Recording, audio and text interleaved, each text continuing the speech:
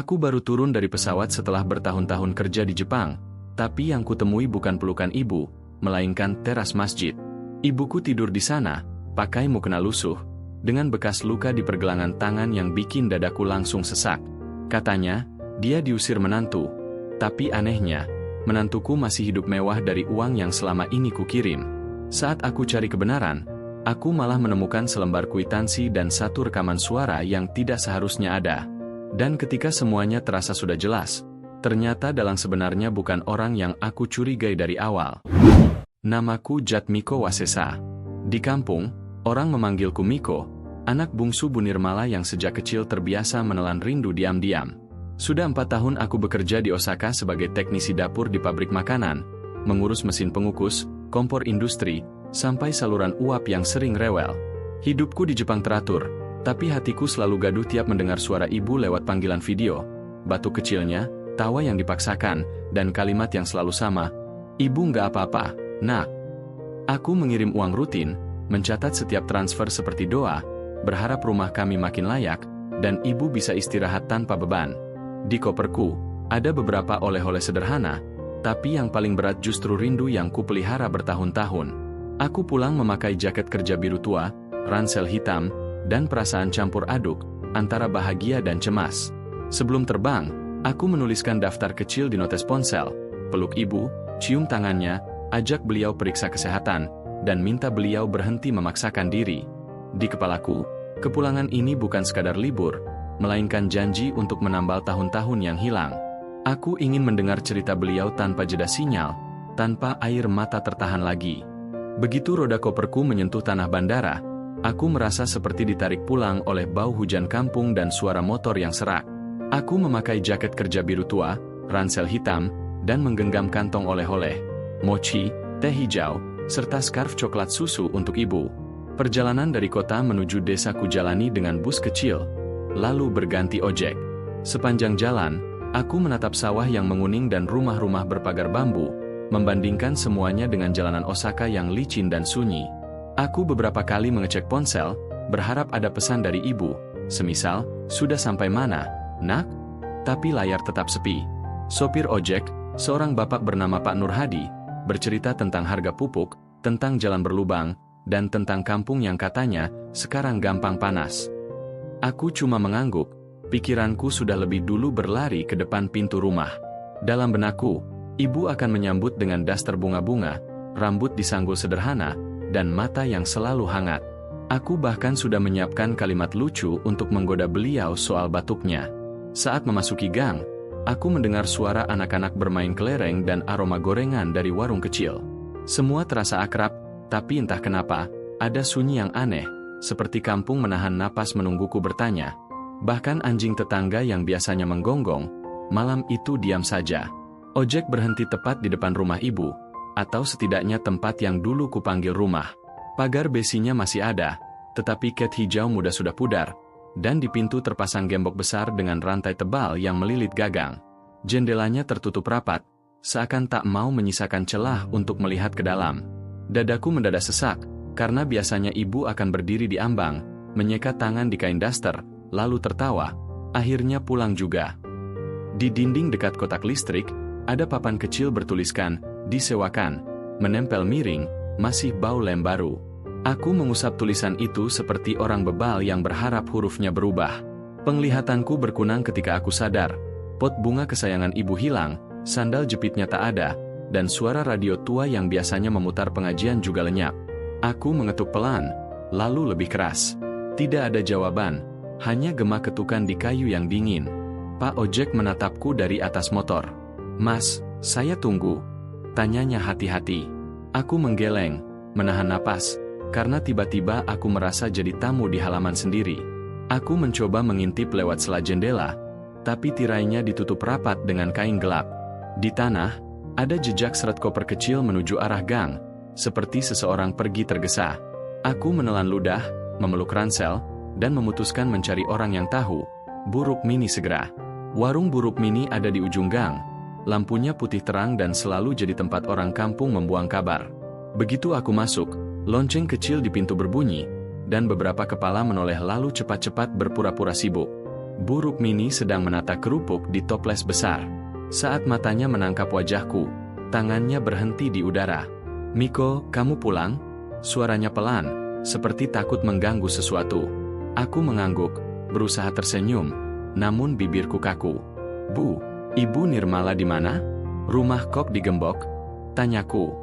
Bu Rukmini menelan ludah, menatap ke arah kursi plastik kosong di dekat etalase, lalu memintaku duduk. Ia menolak uang yang kusodorkan untuk teh, seolah takut transaksi sekecil itu terdengar orang. "Kamu baru sampai, ya? Jangan teriak-teriak dulu," bisiknya. Aku merasakan telapak tanganku dingin. Di rak belakang, radio kecil memutar lagu dangdut lirih, tapi suasana warung justru terasa mencekam. Seorang bapak yang membeli rokok langsung pamit, dan dua ibu yang tadi tertawa mendadak diam. Bu Rukmini akhirnya menghela napas panjang, matanya berkaca, seakan menahan rasa bersalah yang sudah lama. "Aku nggak enak ngomong, tapi kamu harus tahu," katanya. "Sejak kakakmu meninggal, urusan rumah jadi rumit. Banyak orang ikut campur, termasuk yang merasa paling benar. Kamu jangan langsung marah, tapi cari ibu kamu dulu. Di malam ini." Bu Rukmini menatap kiri kanan, memastikan tak ada orang yang terlalu dekat, lalu menurunkan suara hingga hampir seperti doa. "Ibumu tidur di teras Masjid Al-Maunah sejak 3 malam, ujarnya. Aku merasa darah di kepalaku surut. "Tidur di masjid? Kenapa?" tanyaku, kata-kataku tercekat. Bu Rukmini menggenggam ujung jilbabnya, ragu, lalu berkata, "Katanya diusir menantu." Kata menantu menggema di telingaku. Menantuku, Laraswati Chandrakirana, istri almarhum kakakku, yang dulu kubela saat orang kampung mencibir karena ia pendatang. Aku ingat jelas video call terakhir kami. Laras tersenyum manis di belakang ibu dan berkata, "Tenang mas, ibu aman sama aku." Bagaimana mungkin orang yang pernah makan sepiring berdua dengan ibu, tiba-tiba mengusirnya? Aku bangkit begitu cepat sampai kursi berderit. "Bu, masjidnya yang dekat jembatan itu." Bu Rukmini mengangguk cepat. Ia menyelipkan bungkusan kue ke tanganku. "Makan dulu, Miko. Kamu bakal lemas." Aku menggeleng. Di dadaku, ada campuran marah, takut, dan rasa bersalah yang menampar. Aku melangkah keluar, dan Bu Rukmini memanggil pelan, "Kalau ketemu ibu, jangan kaget sama yang kamu lihat." Di luar warung, angin malam menerpa wajahku. Aku memasang ransel erat dan menoleh ke papan nama warung yang bergoyang. Beberapa orang mengintip dari balik pagar, lalu menutup pintu. Kampung ini seperti menyimpan rahasia bersama. Aku berlari menuju Masjid Al-Maunah. Napasku terengah, kakiku terasa berat seperti diinjak batu. Lampu masjid menyala temaram, memantulkan bayangan pilar ke halaman yang lengang. Di teras, beberapa pasang sandal tersusun rapi, dan di sudut paling ujung, aku melihat sosok yang kukenal dari caranya duduk. Bahunya sedikit bungkuk, mukenanya lusuh berwarna gading, dan tas kain kecil ada di sampingnya. Dadaku seketika runtuh. "Ibu," panggilku pelan, nyaris tak bersuara. Sosok itu menoleh perlahan. Mata yang menatapku adalah mata yang sama yang selalu menungguku pulang. Mata Ibu Nirmala. Wajahnya tampak lebih tirus, garis-garis lelah jelas terbaca. "Miko?" Suaranya bergetar, seperti takut salah dengar. Aku berlutut, memeluknya erat tanpa peduli lantai dingin. Bau sabun murah dan minyak kayu putih menyusup ke hidungku. "Ibu ngapain di sini?" tanyaku, suaraku pecah. Ibu mengelus punggungku pelan, seolah akulah yang perlu ditenangkan. "Ibu cuma istirahat sebentar," katanya lirih. Tapi tubuhnya gemetar. Aku menyadari tangannya dingin, kukunya pucat. Ada luka kemerahan di pergelangan tangan kiri, seperti bekas genggaman keras. Saat aku menunjuknya, ibu buru-buru menyembunyikan tangan itu ke balik mukena. "Nggak apa-apa, nak. Jangan bikin keributan," ucapnya cepat. Kalimat itu justru membuat hatiku berteriak. Kami duduk berdampingan di teras masjid. Aku membuka ransel, mengeluarkan jaket tipis, lalu menyelimutkan ke bahu ibu. Angin malam berdesir membawa aroma tanah basah. "Ibu lapar?" tanyaku. Ibu menggeleng, lalu tersenyum kecil, senyum yang selalu ia pakai saat ingin terlihat kuat. "Sudah makan tadi, ada yang ngasih," katanya. Aku tahu itu bohong. Caranya menelan ludah mengkhianatinya. Seorang marbot tua mendekat, membawa segelas teh hangat. "Minum dulu," Bu, katanya ramah. Namanya Pak Jangkung Sasmita, orang yang sejak kecil sering mengajariku mengaji. Ia menatapku lama, lalu berkata pelan, ibumu nggak mau ngerepotin siapapun. Kata-kata itu menusuk. Aku menoleh ke ibu. Kenapa ibu nggak telepon aku? Tanyaku. Ibu menunduk. Kamu kerja jauh, nak. Ibu takut kamu pulang bawa marah. Aku tertawa pahit. Aku pulang memang bawa marah, Bu. Tapi bukan buat ibu. Ibu memejamkan mata, air mata jatuh ke pipi. Ibu disuruh pergi, katanya akhirnya. Katanya rumah itu bukan hak ibu lagi. Aku mengepalkan tangan. Siapa yang bilang begitu? Tanyaku. Ibu menggeleng, bibirnya gemetar. Sudah, Miko. Ibu cuma numpang sebentar di rumah Allah. Kalimat itu membuatku ingin berteriak. Aku menatap langit, menahan amarah agar tidak meledak di hadapan ibu yang kelelahan. Pagi menjelang, azan subuh berkumandang, dan aku masih duduk di samping ibu, hampir tak memejamkan mata. Setelah salat, Pak Jangkung kembali menghampiri. Nak, kampung ini kecil, tapi rahasianya besar, katanya sambil menyerahkan sepotong roti. Kalau kamu mau tahu yang sebenarnya, jangan langsung menuding. Orang yang kelihatan paling baik, sering paling rapi menyembunyikan niat. Aku mengangguk, menyimpan kata-katanya. Ibu tertidur sebentar, kepalanya bersandar ke dinding. Aku memperhatikan wajahnya yang menua, keriput yang tak ku kenal satu persatu. Dalam hati aku bersumpah tak akan meninggalkannya lagi. Saat ibu terbangun, aku berkata, Bu, nanti siang kita ke rumah buruk mini dulu. Ibu istirahat di sana. Ibu menolak halus, tapi aku memohon. Tolong, Bu, biar aku yang urus. Akhirnya ibu mengangguk. Kami berjalan pelan meninggalkan masjid. Beberapa orang menatap dari kejauhan.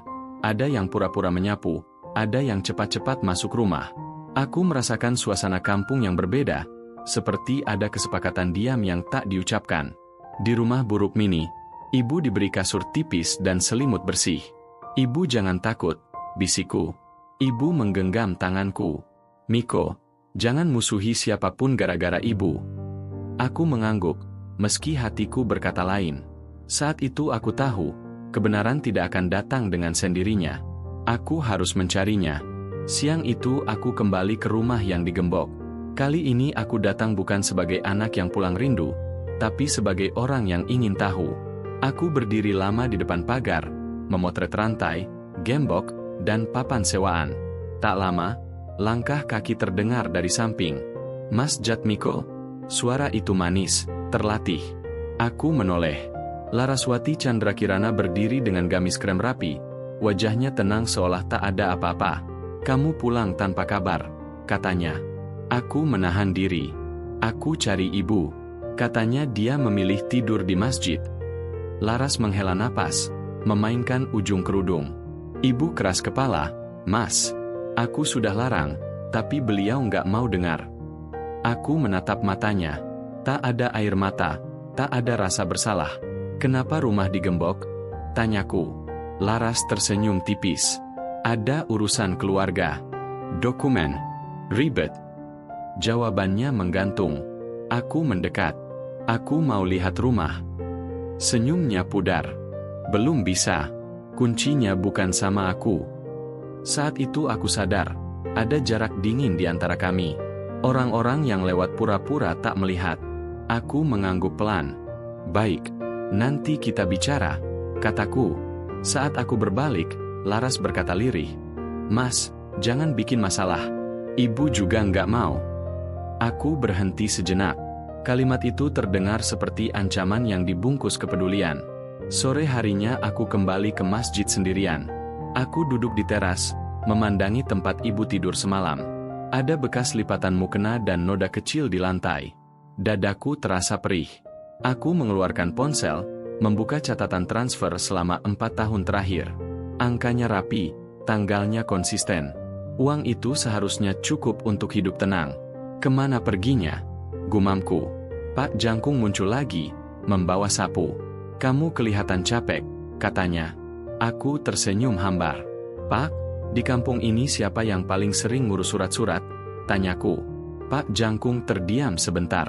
Banyak yang ngaku ngurus, nak, tapi yang pegang kunci biasanya bukan yang kelihatan. Ia melanjutkan menyapu. Aku menangkap maksudnya. Malam mulai turun, dan lampu masjid kembali menyala. Aku merasa sendirian, tapi juga lebih waspada. Di kepalaku, potongan-potongan kejadian mulai tersusun. Rumah digembok, ibu diusir, jawaban laras yang licin, dan tatapan orang kampung yang menghindar. Aku tahu, besok aku harus bergerak lebih jauh. Bukan dengan emosi, tapi dengan bukti. Aku berdiri, menatap langit yang mulai gelap. Tunggu aku, Bu, bisikku dalam hati. Aku janji, kali ini aku nggak cuma pulang. Aku akan menyelesaikan semuanya. Malam itu aku kembali ke rumah buruk Mini, memastikan ibu sudah makan dan berbaring nyaman. Ibu terlihat ragu setiap kali mendengar suara motor lewat, seperti takut ada orang datang menjemput paksa. Aku duduk di lantai dekat kasurnya, menahan diri agar tidak terus-menerus bertanya. Bu, aku cuma mau ibu aman dulu, kataku lembut. Ibu mengangguk, tapi matanya memandang kosong ke arah jendela. Bu Rukmini menutup pintu rapat, lalu menaruh segelas air hangat di samping ibu. Aku tinggal di dapur, kalau butuh apa-apa panggil, bisiknya, lalu menghilang. Ruangan jadi sunyi, hanya suara kipas tua yang berdecit pelan. Aku mengeluarkan skarf coklat susu dari tas dan menyampirkannya ke bahu ibu. Ini buat ibu. Hangat, kataku. Ibu menahan napas, lalu tangannya meremas kain itu seperti memegang sesuatu yang berharga. Miko, jangan keras-keras ya kalau ngomong sama Laras, ucap ibu lirih. Aku menatapnya. Kenapa ibu masih mikirin dia? Ibu menggeleng. Bukan dia. Ibu takut kamu kenapa-kenapa. Nada suaranya membuatku curiga, seolah ada ancaman yang tak ibu ucapkan. Aku mendekat. Bu, kalau ada yang ngancam, bilang. Aku sudah pulang. Ibu menutup wajah dengan ujung mukena, dan untuk pertama kali aku mendengar tangisnya pecah, pelan tapi panjang. Ibu cuma, capek, nak, katanya. Hatiku ikut runtuh. Saat tangis ibu mereda, ia mengangkat kepala dan menghela napas dalam, seolah memutuskan sesuatu yang berat. Dari dalam tas kain kecilnya, ibu mengeluarkan amplop coklat yang sudah kusam, pinggirnya robek, seperti sering disembunyikan lalu dipindahkan. Ini ibu simpan buat kamu, katanya. Aku menerima amplop itu dengan tangan gemetar. Buat aku? Isinya apa, Bu? Ibu menelan ludah. Bukti, tapi ibu takut, jawabnya. Aku membuka perlahan. Di dalamnya ada beberapa lembar fotokopi, potongan sertifikat tanah, kertas bermeterai yang sudah ada tanda tangan, dan selembar kwitansi pembayaran yang namanya tidak kukenal. Ada juga secari kertas kecil bertuliskan tangan kasar, tanda tangan atau keluar. Kepalaku berdenyut. Siapa yang kasih ini? Tanyaku. Ibu menggeleng, matanya merah. Ibu cuma disuruh tanda tangan. Katanya buat pembaruan data, biar rumah aman, ucapnya. Aku menahan amarah, terus ibu nolak. Ibu mengangguk pelan. Waktu itu Laras bilang, ibu jangan keras kepala, nanti susah sendiri. Aku mengepalkan tangan. Terus kenapa ibu akhirnya pergi? Ibu menatap lantai, suaranya jadi sangat kecil. Ada yang datang malam-malam. Ada yang bilang, kalau ibu bikin ribut, kamu di Jepang bisa kena masalah. Aku membeku. Ancaman itu bukan main-main. Aku menarik napas panjang, lalu memegang tangan ibu. Bu, mulai malam ini, ibu nggak sendirian. Biar aku yang hadapi, kataku. Ibu menggenggam balik, tapi tubuhnya masih gemetar. Besok paginya aku mulai bergerak pelan, seperti orang memasang jaring. Aku tidak datang dengan teriakan, karena di kampung kecil, teriakan cuma bikin orang rapat menutup mulut. Aku mendatangi beberapa tetangga lama, menyapa ramah, menanyakan kabar, lalu menyelipkan pertanyaan kecil. Ibu Nirmala terakhir tinggal di rumah kapan ya? Sebagian menjawab singkat, sebagian pura-pura tidak dengar. Ada yang menatapku kasihan, lalu buru-buru masuk rumah. Dari situ aku makin yakin, ini bukan sekadar konflik keluarga, ini sudah jadi rahasia bersama. Siang menjelang, aku berhenti di depan rumah Bu Wening Skarjati, tetangga yang terkenal pendiam dan jarang ikut keramaian. Aku mengetuk. Lama tak ada jawaban, sampai akhirnya pintu terbuka sedikit. Bu Wening memandangku lama. Miko, kamu pulang. Aku mengangguk. Ia menarikku masuk cepat dan menutup pintu rapat. "Jangan bicara di luar," bisiknya. Tangannya dingin, tapi matanya tajam. Aku duduk, menahan napas. Bu Wening mencondongkan badan. Malam itu aku lihat Laras datang sama orang berseragam rapi, bawa map tebal. Mereka berdiri di teras rumahmu lama. "Ibumu disuruh tanda tangan." Aku menelan ludah. "Terus?" Bu Wening mengusap kening. "Ibumu nolak." Suara Laras naik. Lalu aku dengar bunyi barang jatuh, keras. Dadaku panas. Bu Wening melanjutkan. "Setelah itu ibumu keluar bawa tas kecil, jalannya sempoyongan.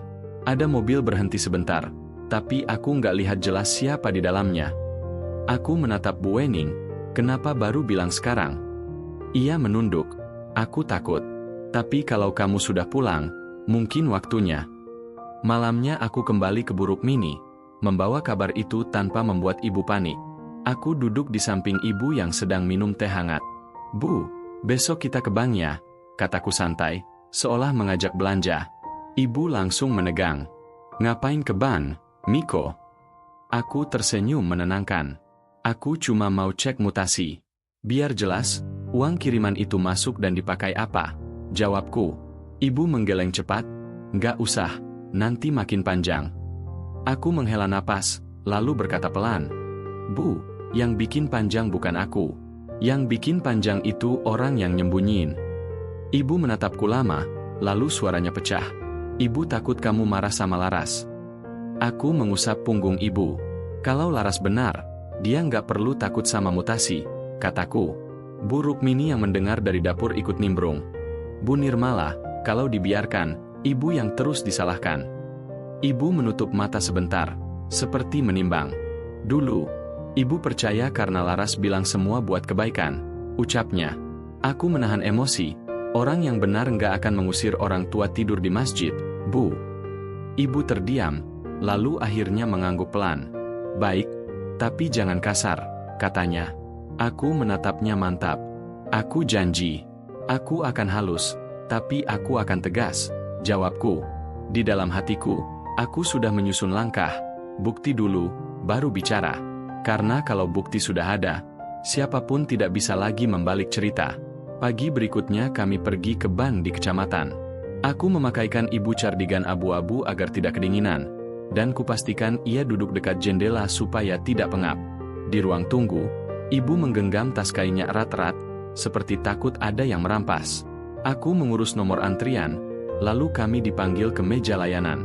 Petugas bank bernama Mas Arindama tersenyum sopan. "Ada yang bisa saya bantu?" Aku menjelaskan ingin melihat riwayat transaksi rekening pengiriman. Mas Arindama memeriksa data, lalu layar komputer menampilkan daftar panjang angka dan tanggal. Aku menahan napas, memindai satu persatu. Awalnya terlihat normal, setoran rutin, beberapa penarikan wajar. Tapi lalu ada pola aneh yang muncul seperti noda, penarikan tunai besar di kota, pada tanggal-tanggal ketika ibu seharusnya berada di kampung dan bahkan sedang video call denganku. Aku menunjuk salah satu transaksi. "Mas, ini penarikan siapa?" tanyaku. Mas Arindama ragu. Penarikan tunai memakai identitas dan tanda tangan yang tercatat. Aku menoleh ke ibu. "Bu, tanggal ini ibu ke bank." Ibu menggeleng keras. "Enggak, nak. Ibu di rumah. Kamu nelpon ibu, ingat." Dadaku seperti dihantam. Aku menatap layar lagi. Ada transaksi yang dilakukan berulang, nilainya besar, rapi, seperti sudah diatur. Aku menahan marah agar tidak meledak di bank. "Mas, bisa cetakan mutasinya lengkap?" tanyaku. Petugas mengangguk. Saat kertas keluar dari printer, ibu menutup mulutnya, air matanya menetes. "Jadi, benar uang itu?" Ia tak sanggup meneruskan. Aku memegang pundaknya. "Tenang, Bu. Kita baru mulai," bisikku. Dalam hati, aku sadar, ini bukan sekadar pengusiran. Ini permainan yang sudah disusun lama, dan pelakunya tahu cara membuat ibu terlihat bersalah. Sore itu aku tidak langsung menyerbu rumah atau membuat keributan.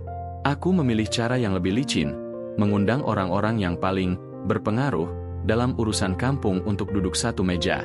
Aku pinjam ruang tamu Bu Rukmini, menata gelas teh manis dan pisang goreng agar suasananya tampak seperti musyawarah biasa. Ibu Nirmala tidak aku hadirkan. Aku tahu beliau akan gemetar dan malah minta damai. Aku menghubungi Laraswati dengan pesan singkat yang sopan. Laras, tolong datang. Kita selesaikan baik-baik. Aku bawa bukti ban. Laras menjawab cepat. Baik mas, asal jangan rame. Aku juga minta Bu Rukmini memanggil Pak RT. Namanya Pak Damar Suryalaga, orang yang selalu bicara paling tegas soal aturan. Menjelang maghrib, Laras datang duluan. Gamisnya warna sage, wajahnya dirias rapi, senyumnya seperti kunci yang dipoles. Mas Miko, aku senang kita bisa ngobrol. Katanya, duduk manis. Tak lama Pak Damar masuk dengan map coklat tebal. Ini urusan kampung, jangan dibawa emosi, katanya sebelum duduk. Aku mengangguk, menahan detak jantung. Di atas meja, aku taruh selembar mutasi ban dan sebuah flash disk kecil. Aku tersenyum tipis. Saya nggak datang untuk marah. Saya datang untuk memastikan, siapa yang bohong, ucapku pelan. Laras masih tersenyum, tapi jemarinya mulai gelisah merapikan kerudung. Aku menyalakan laptop, suaranya, klik, kecil tapi terasa seperti palu sidang. Pak Damar mencondongkan badan, Laras menatap layar dengan senyum yang mulai retak. Sebelum kita dengar ini, saya cuma mau tanya, kataku tenang. Tanggal 12 bulan lalu, ada penarikan tunai besar di kota. Siapa yang ambil? Laras cepat menjawab, mungkin ibu lupa. Ibu kan sering bingung. Kalimat itu seperti menampar, karena ibu tidak pernah bingung sampai urusan uang. Pak Damar mengangguk seolah setuju. Aku menahan napas, lalu klik file audio. Ruangan mendadak sempit. Suara Laras keluar jelas, tanpa nada lembut yang biasa ia pakai di depan orang. Kalau ibu nggak mau tanda tangan, usir aja. Biar kapok. Yang penting sertifikat beres. Laras langsung menegakkan punggung. Itu bukan aku. Serunya, terlalu cepat. Aku memutar beberapa detik lagi. Ada suara pria yang lebih berat, tenang, seperti orang terbiasa memerintah. Tenang, saya yang urus. Kamu tinggal pastikan dia pergi. Uangnya juga aman. Pak Damar menelan ludah, matanya bergerak liar. Laras mendadak pucat, lalu memaksa tertawa. Mas, rekaman bisa diedit, katanya, suaranya naik. Aku menatapnya tajam. Bisa. Makanya saya bawa saksi dan dokumen, jawabku. Bu Rukmini di belakangku sudah gemetar menahan emosi. Pak Damar mulai berkeringat, membuka mapnya tapi tangannya gemetar. Dalam detik itu aku tahu, mereka tidak menyangka aku pulang membawa bukti, bukan cuma rasa rindu. Pintu ruang tamu diketuk pelan. Bu Rukmini membukakan, dan masuklah Pak Jangkung Sasmita, marbot masjid, bersama seorang pria berkemeja putih rapi, membawa tas dokumen. Assalamualaikum, kata pria itu. Saya Baskara Pradipta, perwakilan notaris dan sedang diminta memeriksa legalitas dokumen pengalihan tanah atas nama Bu Nirmala. Laras mematung. Pak Damar tampak ingin berdiri tapi ragu. Aku menunjuk kursi. Silakan duduk, Pak Baskara, kataku. Pak Baskara membuka map dan mengeluarkan fotokopi berstempel. Saya tidak bicara rumor. Saya bicara tanda tangan dan saksi, ujarnya datar. Ia menatap Laras. Saudari Laraswati, Anda mengurus berkas ini, benar? Laras menelan ludah. Saya cuma bantu. Itu permintaan Pak RT. Jawabnya cepat sambil menoleh pada Pak Damar, mencoba melempar beban. Pak Damar langsung mengangkat tangan. Jangan bawa-bawa saya. Saya cuma mengarahkan prosedur. Pak Jangkung menghela napas panjang, lalu berkata pelan namun menghantam, prosedur macam apa yang bikin ibu tua tidur di teras masjid? Ruangan mendadak sunyi, hanya suara kipas yang berdecit. Pak Baskara melanjutkan, ada saksi kedua di sini, namanya tidak tercantum sebagai perangkat resmi, tapi menandatangani sebagai pihak yang menjamin. Aku mengeluarkan amplop lusuh milik ibu dan menaruhnya di meja. Ibu dipaksa tanda tangan. Dan ada ancaman atas nama saya di Jepang, kataku. Laras menatapku dengan mata basah, bukan karena menyesal, tapi karena takut ketahuan sampai akar. Mas, aku cuma disuruh, bisiknya. Aku memotong, disuruh siapa, Laras? Dan untuk pertama kalinya, Laras tidak langsung menjawab. Aku menggeser kertas paling belakang ke tengah meja. Di sana tertera tanda tangan saksi tambahan, nama yang membuat Pak Damar tiba-tiba kaku. Aku menyebutnya perlahan, seperti menekan tombol rahasia, Harsa Bramantya. Laras mendadak menutup mulut. Pak Damar memejamkan mata. Bu Rukmini sampai menjatuhkan sendok. Nama itu bukan nama asing. Pak Harsa dikenal sebagai dermawan kampung, yang sering menyumbang karpet masjid, membagi sembako, dan selalu tampil paling santun di acara warga. Seolah dipanggil oleh nama sendiri, pintu ruang tamu terbuka, dan benar, Pak Harsa muncul, memakai kemeja biru tua, senyum tipis di wajahnya. Saya dengar ada yang menyebut nama saya, katanya tenang. Pak Baskara berdiri, menunjukkan dokumen. Pak Harsa, Anda menjadi saksi penjamin pada berkas pengalihan tanah milik Bu Nirmala. Apakah ini tanda tangan Anda? Pak Harsa melirik sebentar, lalu tersenyum lebih lebar.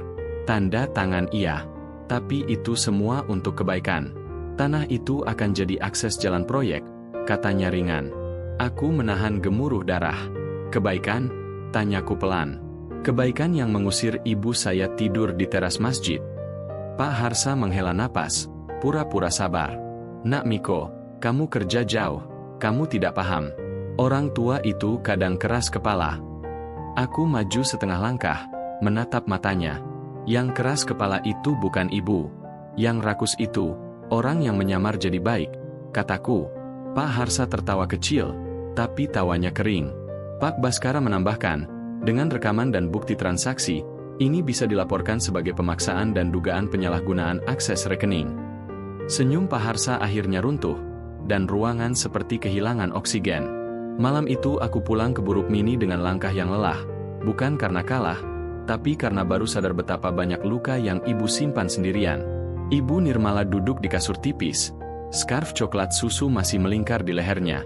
Begitu melihatku, ia langsung berdiri setengah, panik. Miko, kamu nggak apa-apa? Tanyanya. Aku menahan air mata, lalu berlutut dan memegang tangan ibu yang dingin. Aku yang harusnya nanya begitu, Bu, jawabku lirih. Ibu menunduk, suaranya pecah. Ibu takut kamu terlibat masalah. Ibu pikir kalau ibu pergi diam-diam, kamu aman. Aku menggeleng pelan. Ibu aman itu bukan kalau ibu mengalah terus. Ibu aman itu kalau ibu dilindungi, kataku. Bu Rukmini menaruh sepiring nasi hangat di lantai, lalu pergi tanpa bicara, memberi kami ruang. Dari luar terdengar azan Isya, lembut seperti menenangkan. Ibu menyeka pipi, lalu berkata, Ibu malu, nak. Tidur di masjid, ibu merasa kecil. Aku memeluknya erat. Ibu nggak kecil. Yang kecil itu hati orang yang tega mengusir. Bisikku. Ibu terisak, menggenggam bajuku. Miko, jangan pergi jauh lagi lama-lama, pintanya.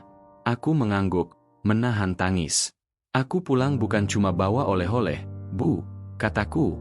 Aku pulang buat jemput kembali martabat ibu, dan bikin ibu tidur nyaman di rumah sendiri, bukan di teras masjid.